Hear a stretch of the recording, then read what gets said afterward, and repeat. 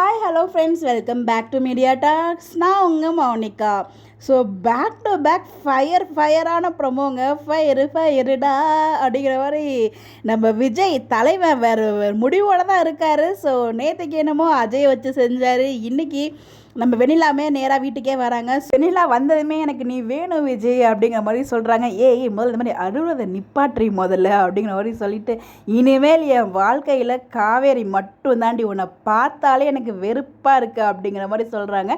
அப்போ என்னை விட உனக்கு அவள் தான் முக்கியமா? ஆமாண்டி, எனக்கு காவேரி தான் முக்கியம் அப்படின்னு சொல்லி செம்ம ஃபயராக நம்ம விஜய் வந்து பார்த்திங்கன்னா வெண்ணிலா கிட்டே பேசுகிறாங்க. நாளைக்கு உனக்கு எனக்கு கல்யாணம் நடக்கும், கண்டிப்பாக இந்த வீட்டுக்கு நான் மருமகளாக வருவேன் அப்படிங்கிற மாதிரி அவங்க கோபமாக போயிட்டுருக்காங்க. நீங்கள் கோவத்திலே போங்க, எப்படி இந்த கல்யாணம் நடக்காதுன்னு எங்களுக்கும் தெரியும். பட் ஆனால் விஜய் ஒரு முடிவில் தாங்க இருக்கார். நேற்றுக்கு அஜய் வச்சு செஞ்சார். பட் இன்றைக்கி எபிசோடில் காமிக்கல, நாளைக்கு எபிசோடில் வரும்.